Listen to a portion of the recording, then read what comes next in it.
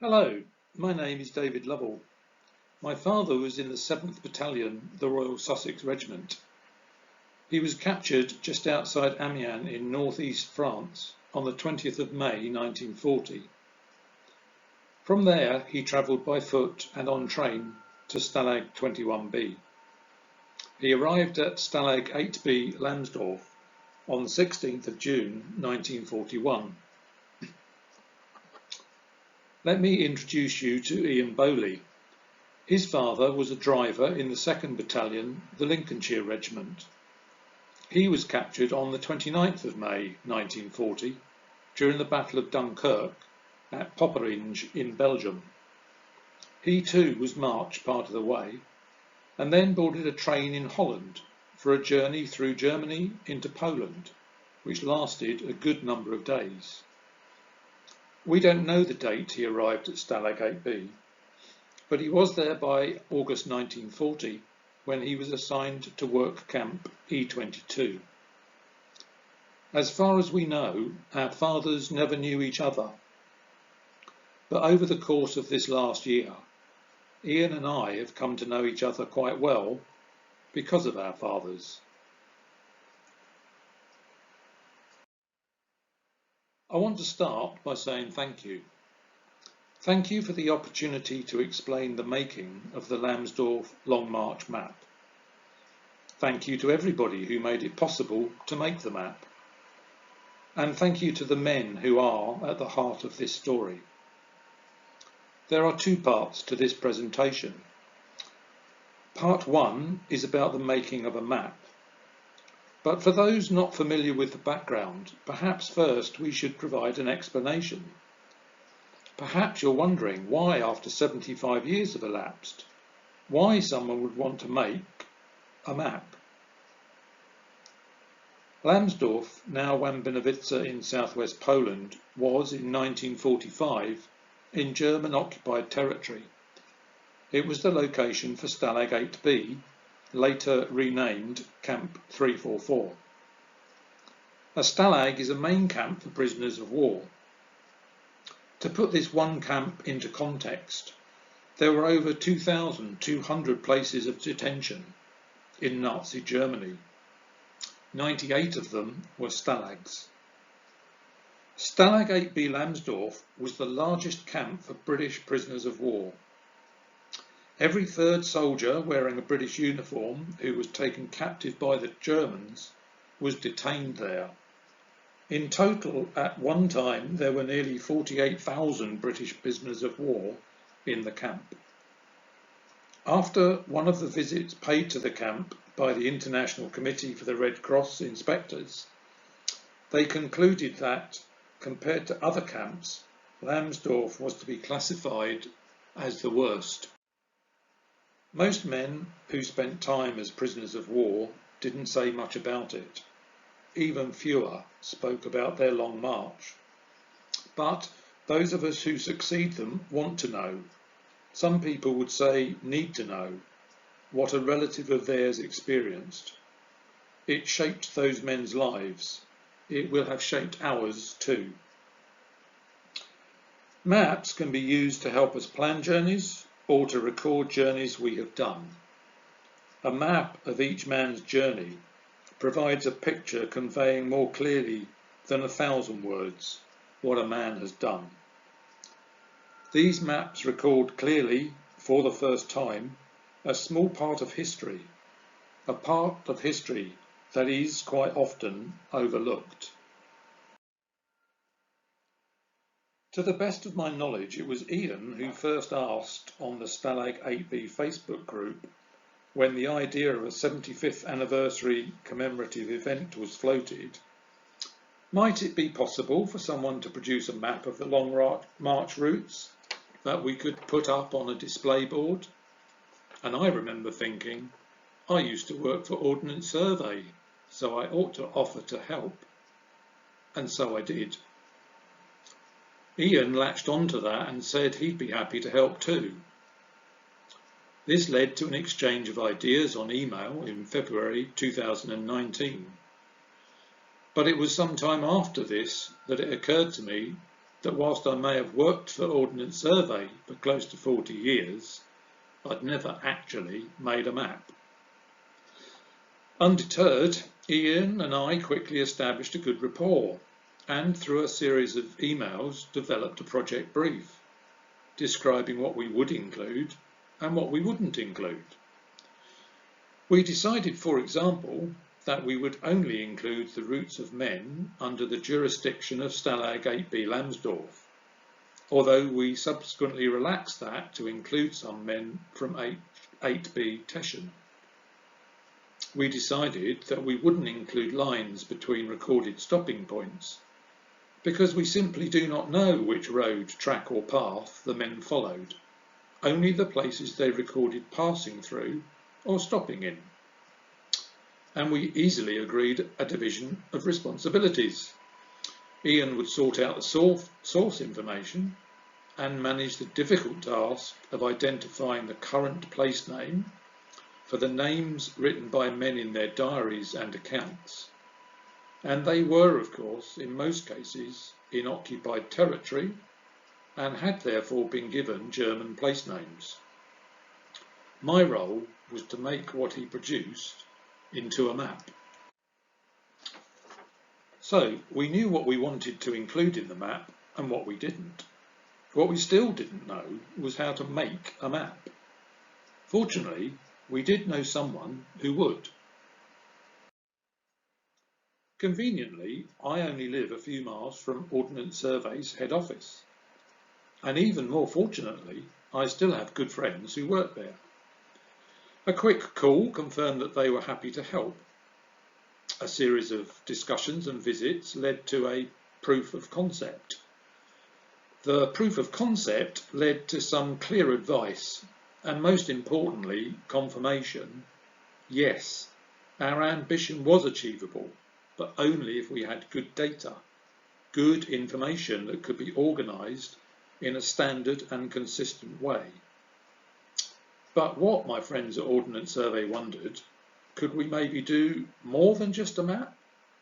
At first I was reluctant to even think about more. I still hadn't made a map and time was marching on. Not wanting to lose face in the company of ex-colleagues, I tentatively asked, more? Further discussions with Ian and with Ordnance Survey, and we finalised our ambition to publish a web map, not a large format printed map, with explanatory information and associated images, showing the routes taken by men held captive in Stalag 8B 344 and its subordinate work camps at the outset of January 1945. As I've said, to make a map you need good data, good information that can be organised in a standard and consistent way. Point. This is a map without any data. And so we set about the task of collecting information. It came from Ian's work on his father's route and mine on my dad's. But the biggest source of data was from the online museum of prisoners of war, set up by Philip Baker nearly 20 years ago. How fortunate we are that he did.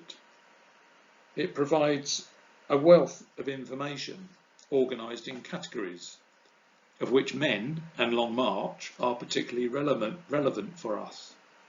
Importantly, unlike Facebook content, it can be easily organised, searched, extracted and made available. I'd therefore like to encourage you, if you have information about Stalag 8B or the men who were there, please ask for it to be added to www.lamsdorf.com.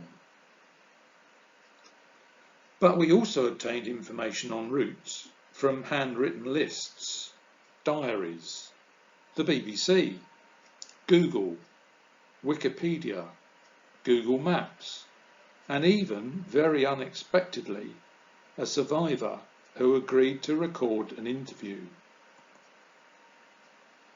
Winston Churchill Parker may be 101 years old, and he is still living independently with a little help. but he recorded nearly 2 hours of memories. Here's a little excerpt for you. My name is Winston Parker. I joined the Royal Canadian Air Force in 1940 and started my training in Canada. I trained here for quite a few months, and I went overseas and arrived in England late May. We started the march on the 22nd of January in 1945. When we left Lamsdorf, I've got a map here that I'm going to show you. I marked Lamsdorf here, and that's in Poland now, but it was in Germany. And then when the border was straightened at the end of the war, or made crooked or whatever, it got a Polish name. Lamsdorf is no more. And this green line that I bring through here, we did march that straight, but that's the route we stayed, and all these names I come to them. And we got to here. But then we're getting in pretty poor shape. Now from here to here, I see the odd name I recognize, so this is a guesstimate of just about the way we went. And we got up to here, which is south of a town called Hildesheim. And I've got it marked 1 and 2. We stopped here at a little village in here, inside of this circle, and that's when General Patton's army came along and released us. And that was the 11th of April.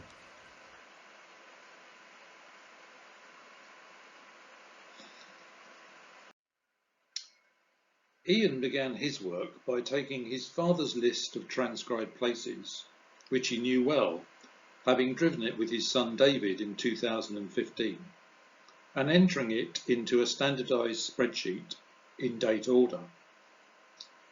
With the routes of 48 prisoners of war to analyse, Ian, quickly realising the size of the task, recruited the help of a willing team of volunteers from the Stalag 8B 344 Lamsdorf Prisoners of War Facebook group. Before any of the routes could be mapped, it was first necessary to ascertain the modern Polish or Czech names of places that had been occupied and renamed by the Germans. This was a long and painstaking process, as in total there were more than 1,000 discrete place names across the 48 routes being mapped. The process was aided by the existence of a number of online lists of modern Czech or Polish names for formerly German-occupied towns and villages. Inevitably, some of the places remained unknown at the end of the exercise.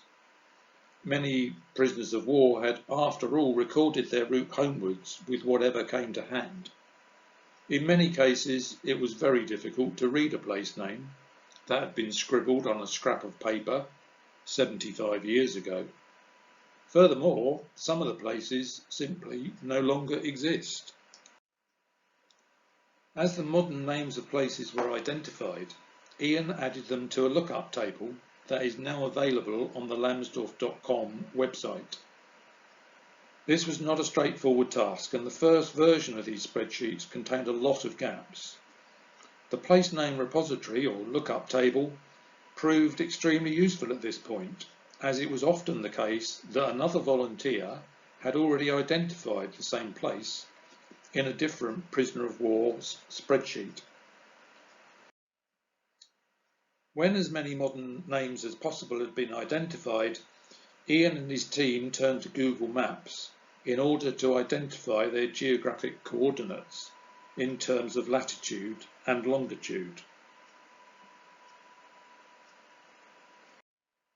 Once a spreadsheet had been populated with geographical coordinates, Ian began to validate the routes. Because degrees of latitude and longitude can be converted into distance, Ian was able to use Excel to calculate the change in miles between adjacent locations. Many anomalies were picked up in this way, easily revealing where a prisoner of war had apparently walked 100 miles in one day and 100 miles back again the day after. The end product of several weeks' work by Ian and the volunteers was a comprehensive spreadsheet for each of the 48 prisoners of war, ready to be turned into input files for making the map. One idiosyncrasy that was at this point apparent was that although we routinely refer to latitude and longitude, the mapping software requires them to be entered as longitude and latitude. The input file was created by stripping out the important information which gave us confidence that we had a valid route, to only leave what is going to be used in the map. We add the information to be used in pop-ups and highlight the importance of the order in which places were passed through, as these indicate in map labels the direction of travel. Finally, an input file for the mapping process was produced from the spreadsheet. These had to be uploaded individually to Esri's ArcGIS software, which is fortunately free to use for non-profit activities. And from this source data, we made a map. And then we made another and another.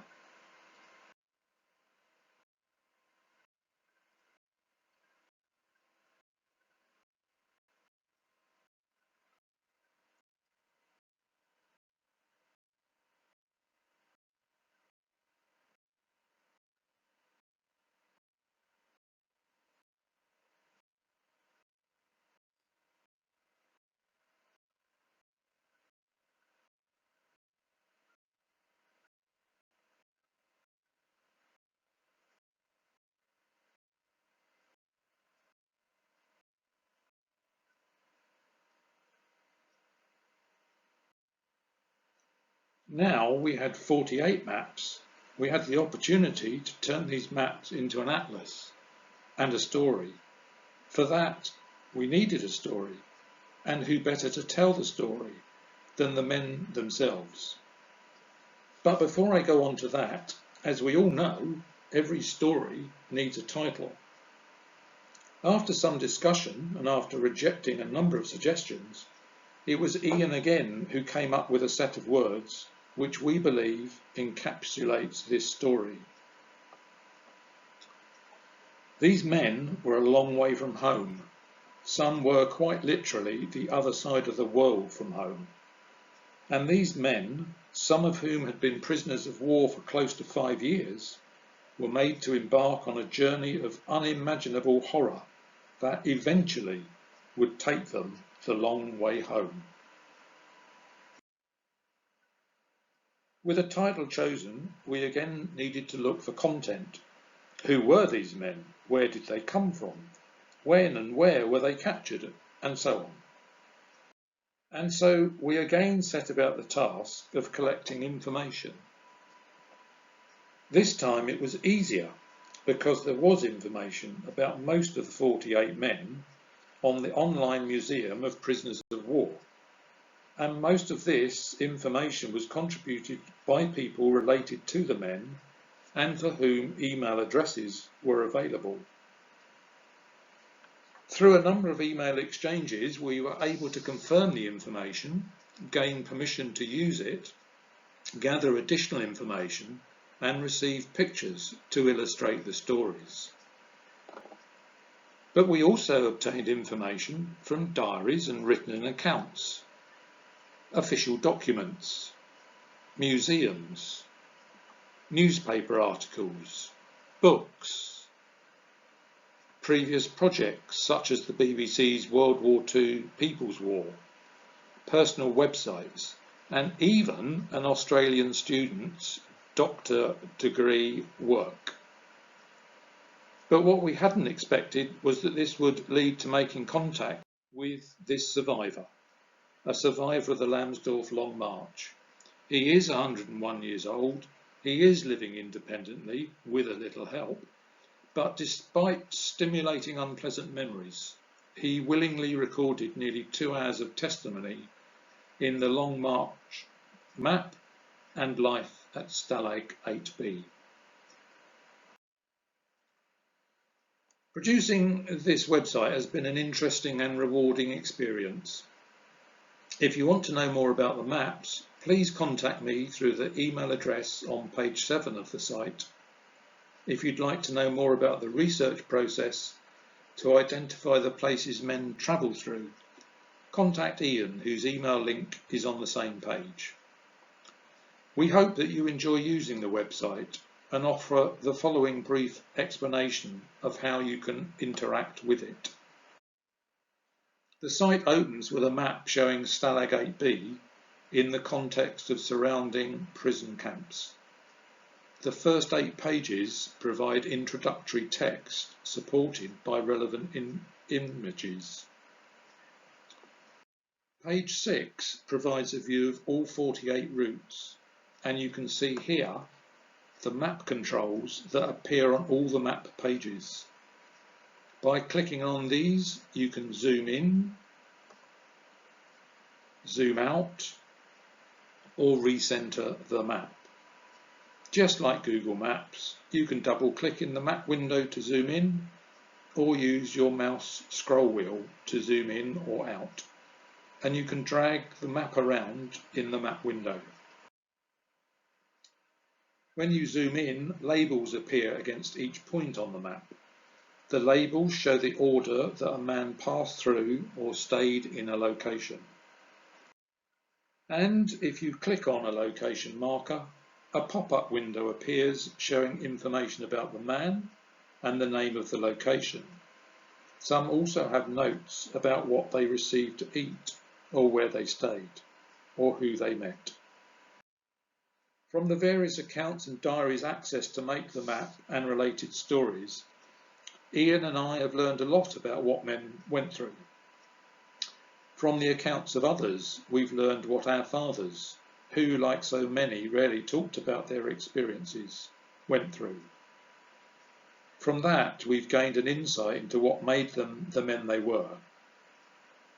We hope by creating this web resource containing these maps and stories, which are also available through Lamsdorf.com, they also help you to understand a little bit more. Over 60 people have contributed to the making of the Lamsdorf Long March maps and taking the long way home. We owe them an enormous debt of gratitude. Before I finish, I want to dwell for just a moment on these words. They come from the Central Museum of Prisoners of War in Wanbinowice in southwest Poland, the village formerly known as Lamsdorf. If you ever get the chance, go there.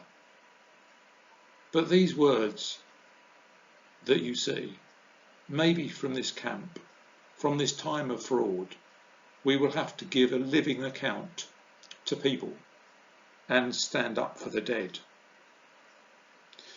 And this brings me to the end of this story, the end of a journey of discovery about what men endured, about what men overcame, and about what men are capable of. This story ends at Chestnut Alley, where so many of these men started their journey of taking the long way home. And I want to end with a sentiment that I hope we all share. This is a story which must be told and retold without end. But a postscript, if I may. Lamsdorf.com is free to use, but costs have to be met. Please consider donating through this web link.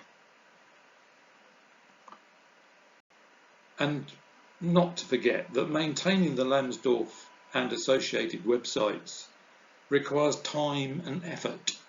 If you want it to endure, please offer to help in a simple email to mail@lamsdorf.com. Thank you.